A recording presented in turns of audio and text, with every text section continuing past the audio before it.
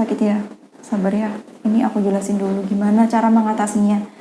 Trending beberapa hari di YouTube, cluenya adalah lagu yang dinyanyikan oleh seorang penyanyi yang cantik.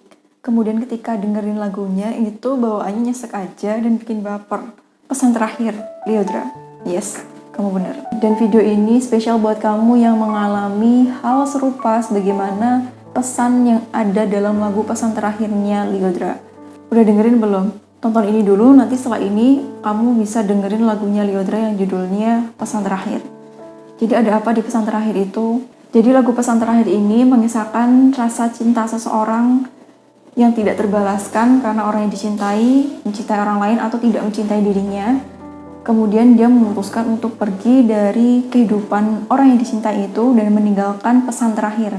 Pesan terakhirnya itu apa? Kamu bisa dengerin sendiri lagunya atau kamu bisa baca liriknya aja di situ. Seperti kisah cinta dari lagunya Lyodra ini, pesan terakhir, barangkali banyak sekali di sekitar kita yang mengalami hal serupa, atau kamu salah satunya cinta sama seseorang tapi orang itu tidak punya perasaan sama seperti kamu mencintainya, atau suka sama seseorang tapi dia nggak suka sama kamu. Sakit ya? Sabar ya. Ini aku jelasin dulu gimana cara mengatasinya. Jadi tonton sampai akhir ya. Oke, jadi ketika mengalami hal tersebut, apa yang dialami seseorang merasa kecewa, seseorang merasa patah hati, seseorang merasa sakit hati, itu sangat normal, itu sangat wajar sekali.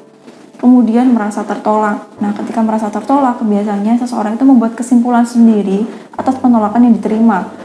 Wah, ditolak sama dengan berarti aku kurang cukup baik, ditolak berarti aku tidak layak, ditolak berarti atau negatif arti lainnya, atau arti negatif yang lainnya. Jika seseorang itu tidak dibantu meluruskan arti sebenarnya dari penolakan. Kemudian kemungkinan yang kedua, ketika seseorang merasa sakit hati akibat penolakan, yang dia lakukan biasanya seperti ini, membangun tembok antara dirinya dengan orang lain yang membatasi hubungannya sama orang lain. Jadi apa yang dia lakukan? Menolak orang duluan daripada dia ditolak duluan. Daripada aku sakit hati karena ditolak, mendingan aku yang nolak duluan. Karena rasa sakit yang belum disembuhkan, karena rasa sakit yang masih dirasakan, jadi takut, jadi cemas, enggak lah, daripada nanti aku sakit hati, mendingan gak usah hubungan sama siapapun, mendingan aku sendiri aja. Oke, aku bisa. Tapi sebenarnya tidak seperti itu. Penolakan yang dialami seseorang dan tidak diatasi itu bisa mempengaruhi bagaimana hubungan dia sama orang lain selanjutnya. Jadi harus segera ditangani dan harus disembuhkan dari penolakan yang dia terima. Kemudian dari poin yang pertama tadi, penolakan bisa membuat orang untuk menyimpulkan bahwa dirinya tidak cukup baik, dirinya tidak bagus, dan arti negatif lainnya. Padahal tidak seperti itu. Ini kita bareng-bareng, ayo coba kita luruskan. Tapi penolakan kita bisa menggunakan pola pikir seperti ini. Penolakan yang terjadi itu dialami oleh siapapun di dunia ini, dan itu bisa terjadi kepada siapa saja, bukan hanya diri kita saja. Sehingga ketika kita menggunakan makna tersebut, kita bisa mengambil secara umum dan tidak menyalahkan diri sendiri. Lalu gimana caranya biar nggak sakit hati terus-terusan dan bisa move on, kemudian bisa bangkit dan bisa menyembuhkan luka yang dirasakan? Jadi yang pertama, kita perlu sadar dulu kalau misalkan kita sakit hati karena tertolak. Diakui rasa sakitnya, diakui dan diterima. Oke, aku sakit hati atas penolakan ini. Selanjutnya, yang perlu kita lakukan adalah apa yang aku harus lakukan setelah ini? Apa yang perlu aku lakukan? Apa yang bisa aku lakukan?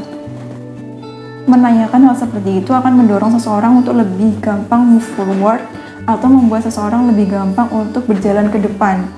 Selanjutnya, ketika tidak bisa mengatasi sendirian, tanyakan kepada diri kamu, kira-kira siapa yang bisa bantu saya untuk bangkit dari keadaan ini selain diri saya? Karena beberapa hal mungkin tidak bisa kamu selesaikan sendirian.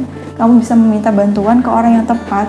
Kamu bisa meminta bantuan ke psikolog misalnya ketika itu terasa sangat berat sekali dan mengganggu hati kamu, mengganggu aktivitas kamu yang udah keterlaluan gitu, sehingga bisa segera teratasi. Kemudian selanjutnya, stop blaming yourself. Berhenti untuk menyalahkan diri kamu, karena kembali lagi penolakan itu tidak bersifat personal dan tidak bersifat subjektif. Memang kita jadi bertanya-tanya, kenapa ya? Namun, alih-alih mencari alasan yang tidak jelas, karena alasan dari penolakan itu kadangkala kita tidak bisa menemukan jawaban yang pastinya apa gitu. Daripada bertanya-tanya seperti itu, lebih baik fokus kepada solusinya, tanya kepada diri, atas penolakan ini, atas rasa sakit yang saya rasakan, kira-kira apa yang bisa saya lakukan? Kira-kira apa yang bisa saya lakukan? Dan kembali lagi tanya, jika kamu merasa diri kamu sendiri tidak mampu untuk mengatasinya, kira-kira siapa yang bisa bantu saya untuk mengatasi rasa sakit yang saya rasakan ini biar sembuh? Gitu ya. Kemudian kamu bisa pakai pola pikir ini untuk mengatasi rasa sakit penolakan yang kamu terima dan membantu kamu untuk berhenti menyalahkan diri sendiri. Bayangin penulis. Sekarang ingat atau buat gambaran penulis dalam pikiran kamu. Penulis, mereka menulis tidak cukup sekali langsung diterima, langsung dipublish. Tapi mereka perlu menulis berkali-kali, ditolak, nulis lagi, ditolak, nulis lagi, kayak gitu terus. Ingat gak siapa yang nulis Harry Potter? J.K. Rowling. Dia nulis itu nggak cuma sekali, tapi berkali-kali hingga akhirnya kesekian kali tulisannya baru diterima, kemudian dipublish, hingga sekarang kamu jadi tahu kan siapa itu Harry Potter dan juga kawan-kawannya, siapa itu Emma Watson dan lain sebagainya. Jadi penulis itu ditolak berkali-kali, tapi dia balik lagi karena mindset penulis itu seperti ini. Penolakan adalah bagian dari proses menuju karyanya diterbitkan, dan penolakan itu adalah hal yang sangat wajar terjadi pada mereka. Penolakan adalah hal yang sangat normal sekali, sehingga mereka mau coba lagi, mau nulis lagi, dan tidak takut untuk ditolak lagi, hingga akhirnya karyanya dipublish dan juga berhasil. Gitu juga dengan dalam hubungan kamu. Barangkali saat ini ditolak, Allah punya pesan lain yang mungkin dia tidak cukup cocok buat kamu, atau kamu punya pasangan yang lebih cocok lagi sama kamu setelahnya, yang kita tidak tahu itu siapa dan bagaimana cara kita bertemu dengannya. Allah punya better plan atau rencana yang lebih baik lagi untuk kamu ke depannya, meskipun sekarang masih sakit hati, sekarang meskipun tidak tahu siapa orangnya dan gimana aku bisa ketemu sama dia. Seperti itu. Jadi itu beberapa hal yang bisa aku sampaikan untuk kamu yang habis dengerin pesan terakhir dari lagunya Lyodra yang trending itu, kemudian merasa ini aku banget nih, aduh sakit banget nih rasanya, gimana ya caranya biar cepat move on, gimana caranya biar bisa menyembuhkan luka hati aku, rasanya nggak enak banget nih, ganggu banget dan sebagainya. Itu beberapa cara yang bisa kamu lakukan gitu ya. Jadi seperti itu. Untuk kamu yang punya cara pandang lain, pesan yang kamu temukan dari lagunya Lyodra yang berjudul Pesan Terakhir itu, silakan kamu bisa tulis di kolom komentar biar kita semua bisa baca dan memperluas cara pandang kita gitu ya. Sampai jumpa di next video. Ayo semangat, kamu pasti bisa.